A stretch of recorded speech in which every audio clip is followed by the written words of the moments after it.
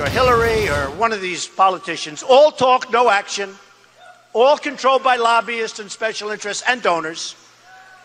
People like me from previous months, okay? Total control. Bing, bing, bong, bong, bing, bing, bing. You know what that is, right? Tucked neatly in between every soundbite, every appearance, every controversy, every proclamation of love and loathing for Donald Trump, the biggest story is being missed, and it's smack dab in front of our faces. The American political system is undergoing an upheaval, the likes of which has never before been seen. We're living in it. And the future of America has been forever changed by the desires of the American people, and one billionaire following the simplest adage of all: give the people what they want when they want it, and dish it out every chance you get. Here's how you dig into history as it happens. Welcome in the associate editor of Sabato's Crystal Ball at the University of Virginia Center for Politics, Geoffrey Skelley, joined by assistant editor of the Weekly Standard, a frontrunner for conservative editorial takes, Jim Swift. Gentlemen, I thank you both for being here.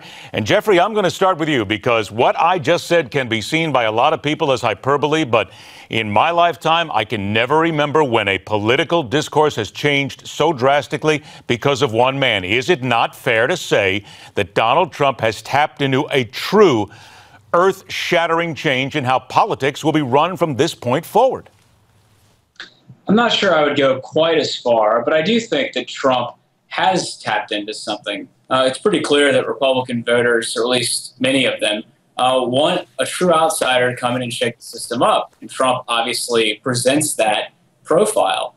And so you're seeing pretty strong support in the polls for him even after the first debate.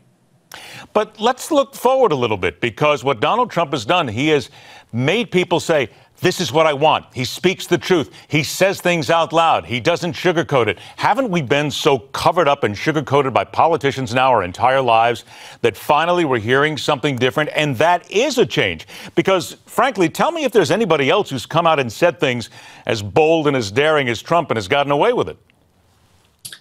No, I think Trump may be in his own category there. He certainly does not have much of a filter, and that may catch up with him. I think something to keep in mind is that it's August, the year before the election. And in 2011, around this time, Rick Perry shot to the top of the polls. And in 2007, Rudy Giuliani did on the Republican side. And neither of them ended up being competitive in the Republican primaries in 2012 and 2008. So I think one thing to keep in mind is that we're a long way from the actual voting starting. Absolutely, granted, we are a long way. So, Jim, let's take that. Donald Trump may not last. He may burn out tomorrow. It may take a couple of months, whatever. Who knows? But is it not fair to say that the American people, they've got a reality show going here? They're riding this right now. And would you not agree at least that the candidates from here on out, they're going to have to take a lesson from Trump, because nobody's been able to connect with the public like he has so quickly and so effectively?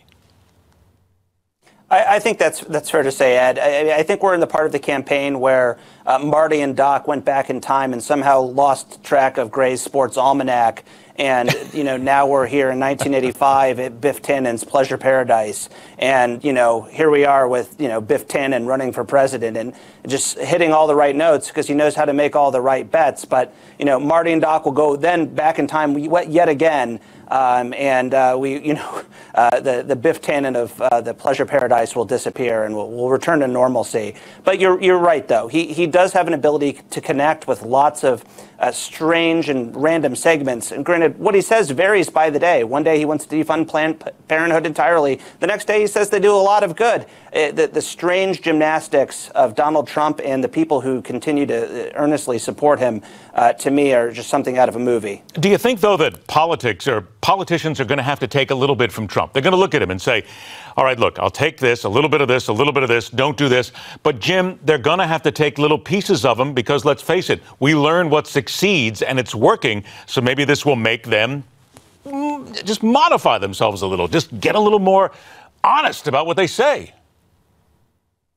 Yeah, I'm not sure they will take a little bit of Trump in terms of his policy positions, because those are varying by the day. Those who say, oh, Trump knows what he's saying, I mean, he's a windsock. What he says from one day to the next varies slightly, and apparently the voters are too aloof to notice. But they will take from him, I think, the kind of Chris Christie-esque communications of not being PC. That's what a lot of voters like about Trump is that he is unvarnished and he's just willing to tell it like it is. And, if Jeb Bush were to take the dual positions on Planned Parenthood that Trump had, the Trump supporters would say, what a rhino. But, Trump has done it, but he can do no wrong because he delivers it in a New Yorkian fashion. You just opened up a fascinating idea, and that would be a ticket of Trump Christie or Christie Trump. But I'm not even going to go there because, frankly, we could talk about that for hours. Jeff, let me come back to you. In Politico today, the headline, insiders say that Donald Trump cannot win the early states. This is 6 in 10 Republican insiders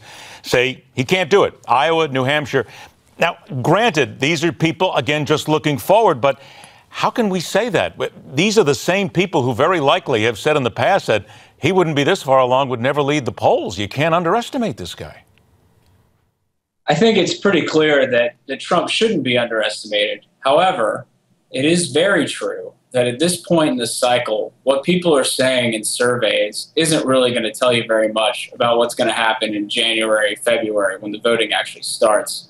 There's actually a really interesting report from Pew about how many people are actually paying attention at this point. And they estimated based on the past and what they've found in surveys so far this year is that probably about 20% of the people who will actually be voting in November 2016 are actually paying attention right now. And so generally speaking, there are a lot of people in the electorate that aren't paying attention, and a small number of people show up and vote in primaries and caucuses as it is.